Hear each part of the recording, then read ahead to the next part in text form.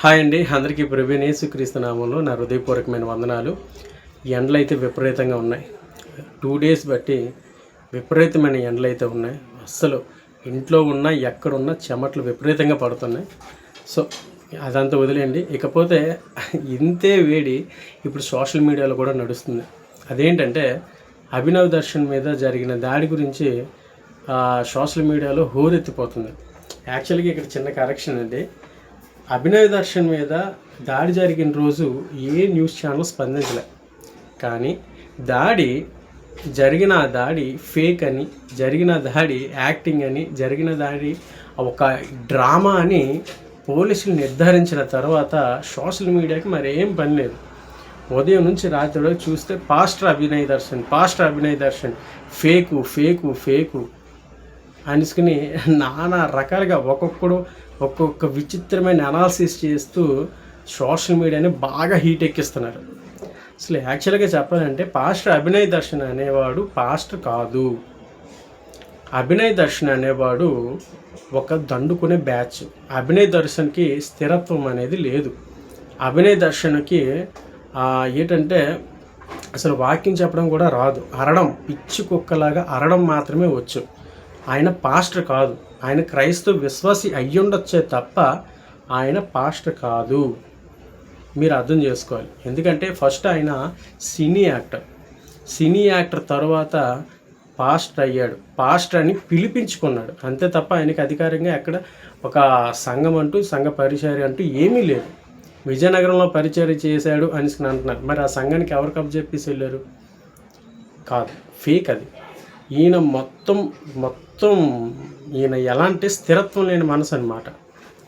ఈయన విజయవాడలో ఉంటూ అక్కడ ఒక అమ్మాయితో కూడా రిలేషన్ చేస్తూ రెండో పెళ్లి చేసుకున్నాడు.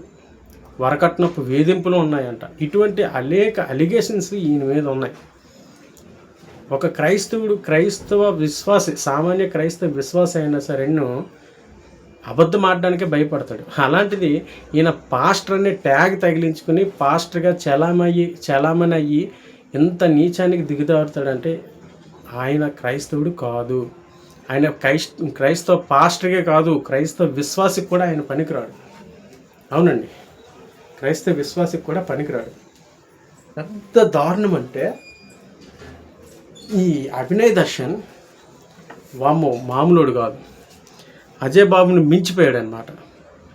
చాలా ఫాస్ట్గా అడుక్కోవడంలోనే సక్సెస్ అయిన అభినయ్ దర్శన్ ఎట్టకాలకు దేవుడు ఎలాగైనా సరే ఇటువంటి మూర్ఖుల్ని, ఇటువంటి వారిని దేవుడు ఖచ్చితంగా బయట పెట్టేస్తాడు. కాబట్టి క్రైస్తవులు గమనించాలి. మన ఆంధ్రప్రదేశ్ క్రైస్తవులు అయితే ఓకే, అందరూ అవగాహన కలిగి ఉన్నారు, అవేర్నెస్ కలిగి ఉన్నారు. ఎవరిని నమ్మాలో ఎవరిని నమ్మకూడదో, ఎవరు ఎలాంటి వారో, ఎవరు ఫేకో, లేకపోతే ఎవరు వాక్యానుసారమైన దైవజనుడో, ఎవరు వాక్యానుసారమైన వాడో అనేది క్లియర్గా అనేది అందరికీ తెలుసు. అవగాహన ఉంది ఆంధ్రప్రదేశ్లో ఉన్న క్రైస్తవులు.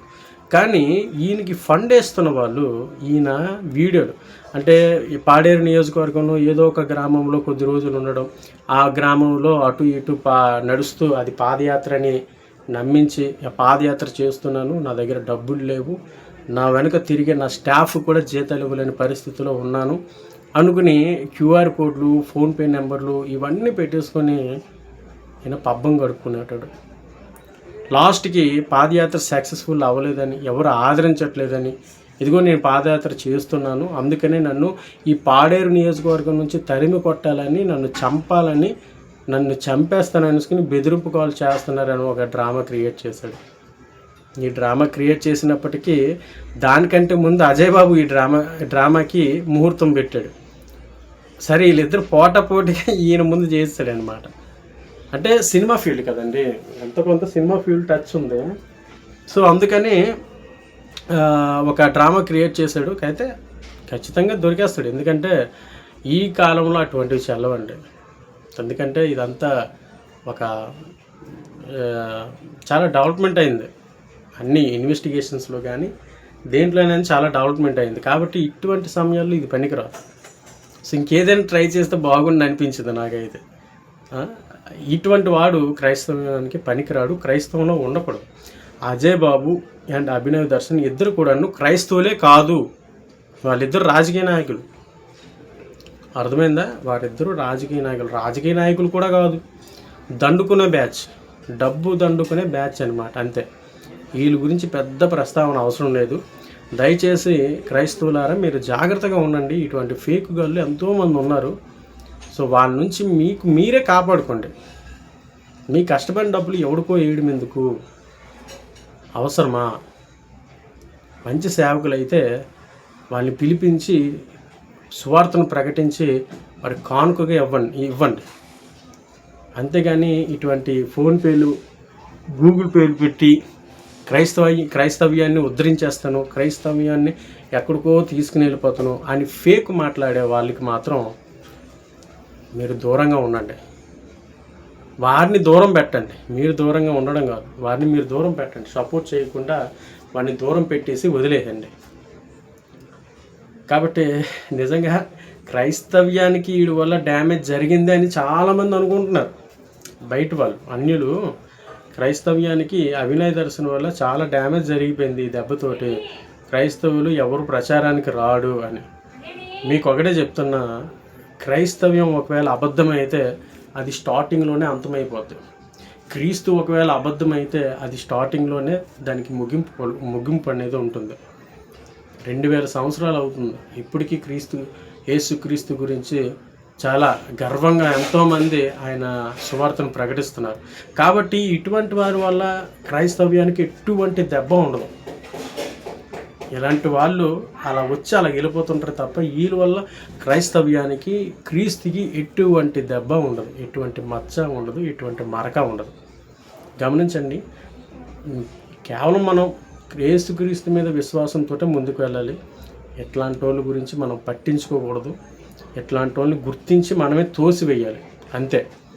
అజయ్ బాబుని అభినవ్ దర్శన్ ఇద్దరు ఒకటే, ఇద్దరు దొందే. కాబట్టి ఇద్దరు కూడాను క్రైస్తవులు కాదు. వాళ్ళని నమ్మకండి, వాళ్ళని ఫాలో అవ్వకండి. ఓకేనండి. God bless you. షాలోమ్.